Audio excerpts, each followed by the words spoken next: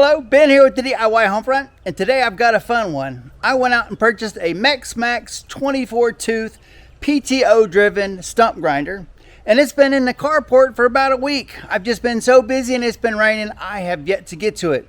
So let's get the tractor out, get this unboxed, and see what I have purchased. As far as shipping goes, it didn't take too long to get here. I think I waited about 2.5 weeks. And it came on a pallet. The only hiccup I had was the guy that came had a tractor trailer. It might have been a short trailer, but it was a tractor trailer. So he had to park way down the road, and I had to go get it with the tractor.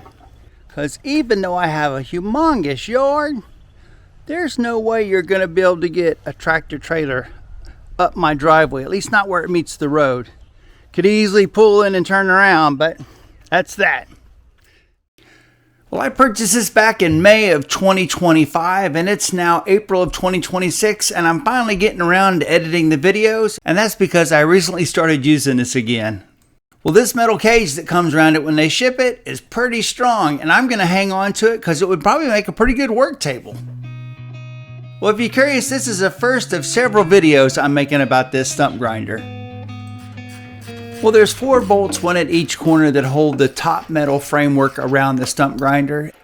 And once you have those 4 bolts out, you can just lift the top part off. And like I said, this would probably make a pretty good table.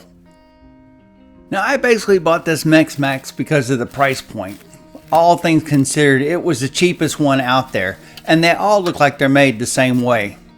Now, there's 2 adjustable legs on the stump grinder, and there were bolts going through each one of those legs into the metal base that's attached to the wooden pallet frame. Now, most of the weight of this stump grinder is going to be on this back half section where there's that massive drum, that metal wheel that's going to be turning with all the teeth on it, and that's going to want to make it want to fall backwards. So you really need to be careful about how you push on it because you don't want to end up knocking it off or knocking it over. Now, if you're looking for the hardware to finish putting the rest of this together, you'll find some of it inside the container that holds the owner's manual.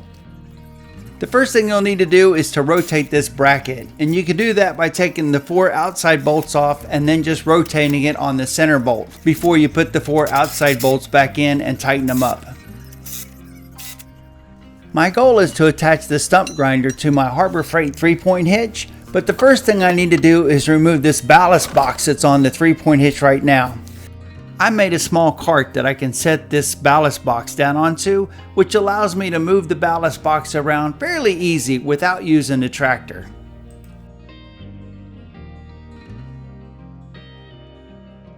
This section is a little slow, but I wanted to show you how well this hydraulic top link works. I got this from Summit Hydraulics and installed it myself. But it really makes a big difference, and it makes using the 3-point hitch a lot easier. There's a couple more pieces in the PTO shaft in that cardboard box, but there's really not too much to this, to be honest.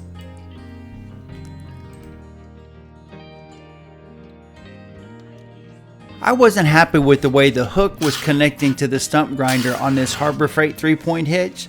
So I ended up adjusting it by taking the bolts out because I want to move the hook down, and that'll allow me to take the pin and move it down too.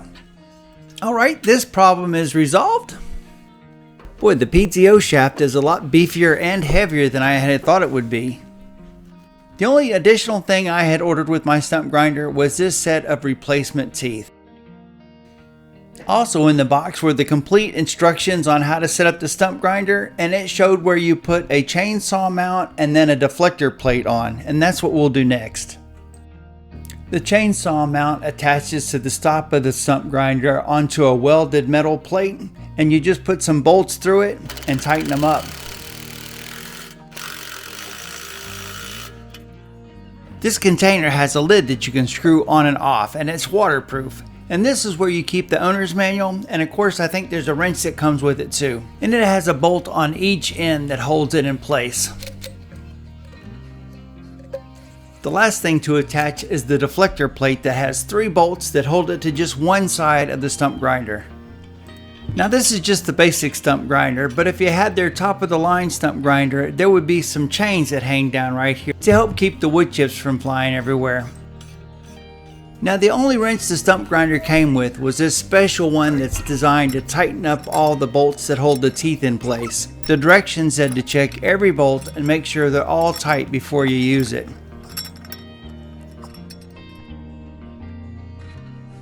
After you hook up the PTO shaft to the tractor, there's a safety chain that you have to attach, and it's the same way with the rear and the stump grinder.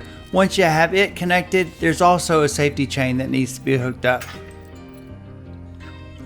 I am sweating, my shirt is wet.